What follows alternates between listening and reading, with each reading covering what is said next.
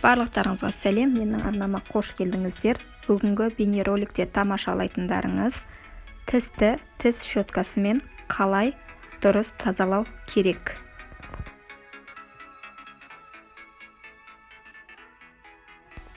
Ең алдымен тісімізді ойша 4 бөлікке бөлеміз.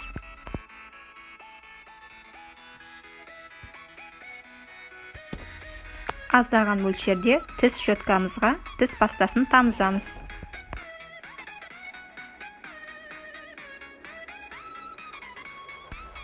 Үстіңгі жақты тазартудан бастаймыз, яғни үстіңгі жақ екіге бөлінеді, оң жақ бөлігі және сол жақ бөлігі. Ең алдымен тістің сыртқы бөлігін щеткамен тазалаймыз. Стрелкада көрсетілгендей щеткамен жарты шеңбер жасай отырып, тісті ешқашан үйкеуге болмайды. Мына стрелканың бағытымен щетканы жаймен ғана тіске жақындатып, осылай жоғарыдан төмен қарай жарты шеңбер жасай отырып, тісті тазалап шығамыз.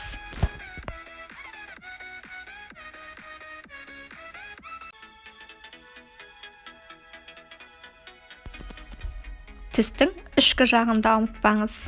Ол да дәл осылай жарты шеңбер жасай отырып, тіске қатты қысым түсірмей тазалап шығамыз. Ал алдыңғы тістерді щетканы тік қойып тазалаймыз.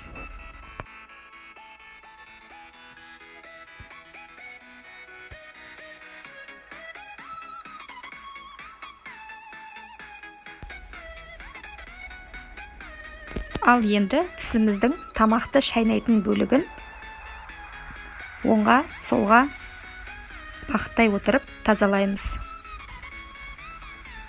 Тістің екінші бөлігін де тура осылай тазалаймыз. Енді астыңғы жаққа көшетін болсақ, астыңғы жақты да ойша екіге бөлеміз.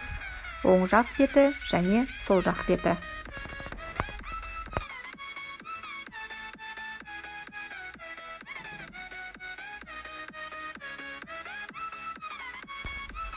Тістің үстіңгі жақ бөлігіндегі тісті жоғарыдан төмен қарай жарты шеңбер жасай отырып тазаласақ, астыңғы жақтағы тісті төменнен жоғары қарай қатты қысым түсірмей щетканың көмегімен тазалап шығамыз.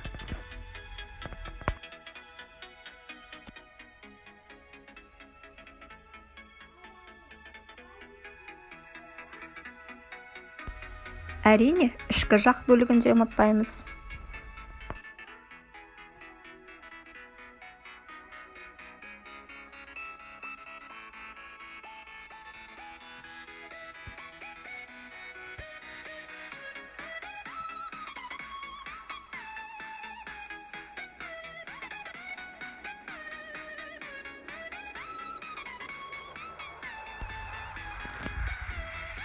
Тамақ шайнайтын бөлігі бар.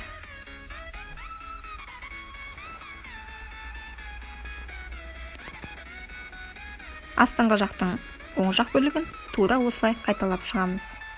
Тісіміз осылай күнделікті тазаласақ, сау әрі әдемі болады. Тілді де ұмытпау керек. Көптеген микробтар көбінесе тілде шоғырланады, сондықтан тілді де жоғарыдан төмен қарай бағыттай отырып тазалап шығуға болады. Әрине, бұл роликте тісті тек щетканың көмегімен тазалап көрсетілді. Негізі тіс күтімі тек щеткамен шектелмейді. Тіс жібі сияқты тағы да құралдардың көмегімен тазалауды кейінгі роликтерде көрсетемін. Әзірге каналға жазылуды ұмытпаңыздар. Сау саламат болыңыздар.